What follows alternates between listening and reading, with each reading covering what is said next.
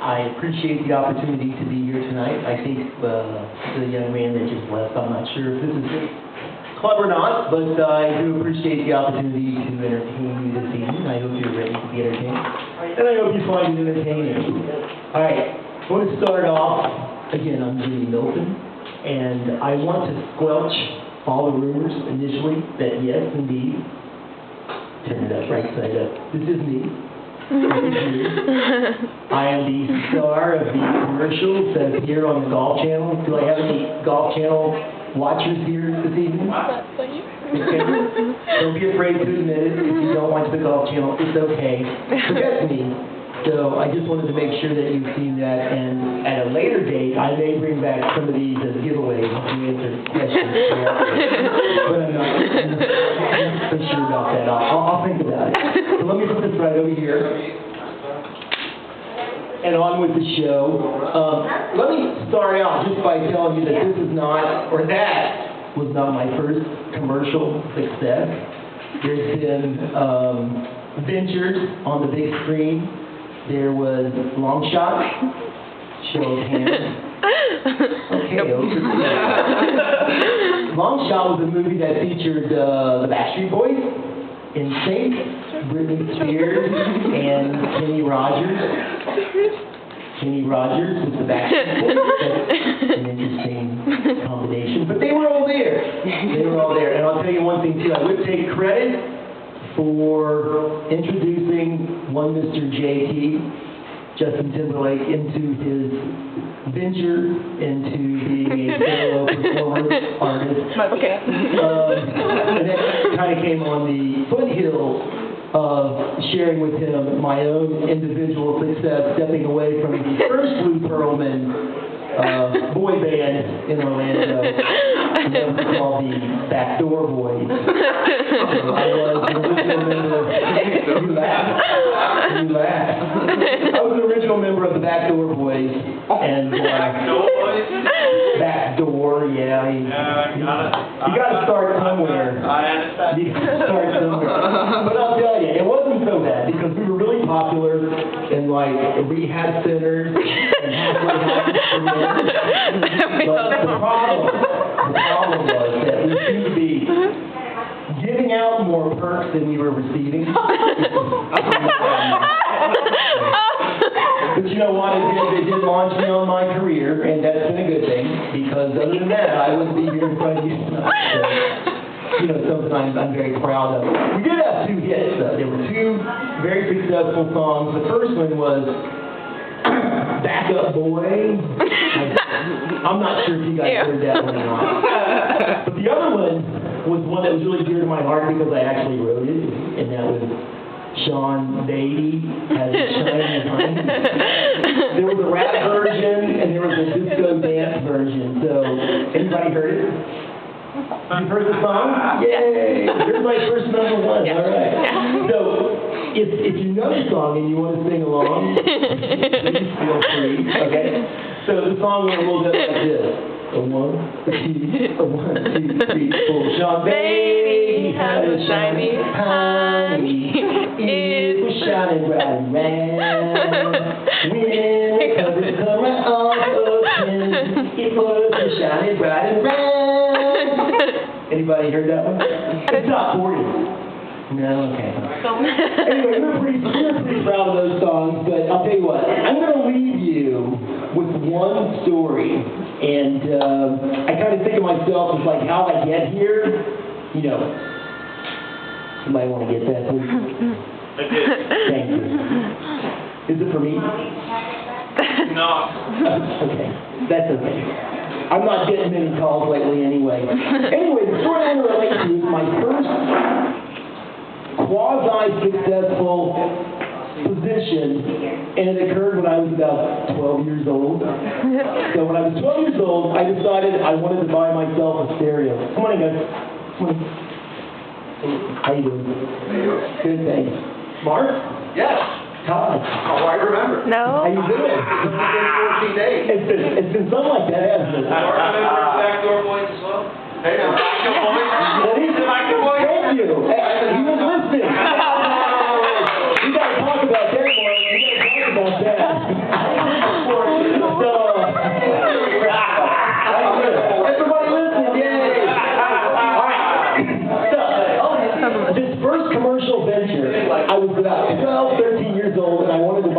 my own stereo. So this is up in the Northwest, or excuse me, the Midwest, and my wife, excuse me, my mother, my mother, Oh, no. through the ads for me, and she found this position. And this position was working midnight to 6 a.m. delivering newspapers. Perfect. I mean, I was like almost a teenager, back in the day. It was pretty okay to be out, that late. So she calls up this guy who runs the personal ad for the position. And gentleman answers the phone, and he asked my mom 2 questions. Question number 1, how old was I? And question number 2, was I athletically built? And my mom said 12 and yes.